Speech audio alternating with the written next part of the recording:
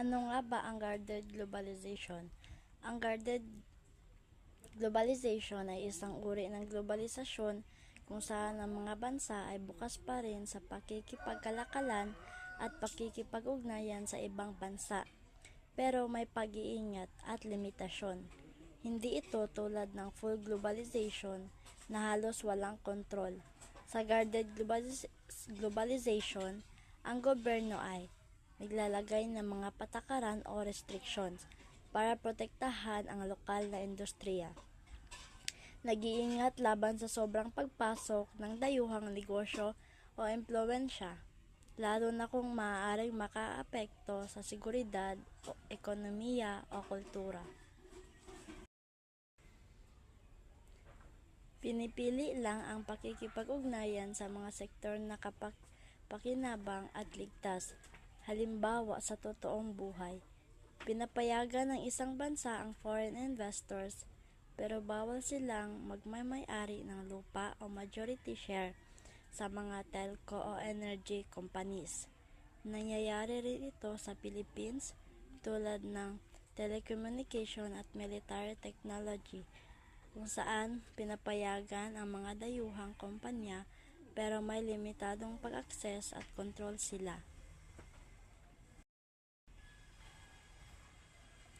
Bakit may guarded globalization? Ginagamit ito ng mga bansa dahil may takot o pangamba na kapag masyadong naging bukas ang ekonomiya, maaaring maagawan ng trabaho ang mga lokal na manggagawa dahil pagpasok ang mas murang produkto o serbisyo mula sa ibang bansa. Maapektuhan ang seguridad, lalo na kung papasok ang foreign ownership sa mga kritikal na sektor gaya ng kuryente, telekomunikasyon, pagkain o militar.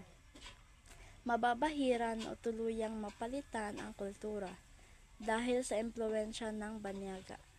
Kaya ang gobyerno ay pumapayag pa rin sa globalisasyon pero may mga harang o regulasyon upang mapanatili ang kontrol sa ekonomiya at kultura ng bansa.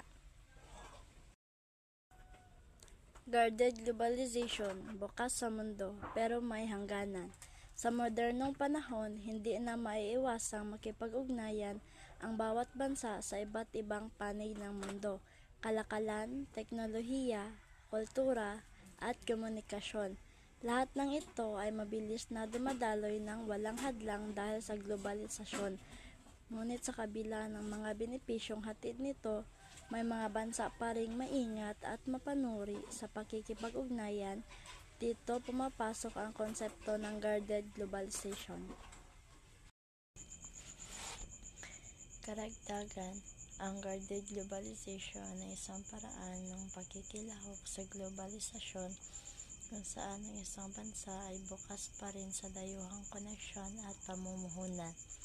Ngunit may malinaw na limitasyon at proteksyon upang hindi maapektuhan ang pambansang interes, seguridad at kultura. Hindi ito ganap na pagsasara sa mundo, pero hindi rin ito lubos na pagbubukas na parang bahala na. Sa madaling sabi, globalisasyon na may bantay. Bakit kailangan ng paghihigpit? Bakit nga ba? Dahil hindi lahat ng epekto ng globalisasyon ay mabuti. Kung walang regulasyon, maaaring mangyari ang mga sumusunod. Pagkawala ng trabaho ng lokal na manggagawa dahil sa mas murang imported na produkto. Pagkakaroon ng dayuhang kontrol sa mahalagang industriya tulad ng kuryente, telekomunikasyon o media. Pagkakabura ng lokal na kultura dahil sa pagdagsa ng banyagang impluwensya, banta sa seguridad ng bansa lalo na sa larangan ng teknolohiya at impormasyon. Para maiwasan ito, ginagamit ng mga gobyerno ang guarded globalization bilang proteksyon. Para maiwasan ito, ginagamit ng mga gobyerno ang guarded globalization bilang proteksyon habang nakikilahok pa rin sa pandaigdigang ekonomiya.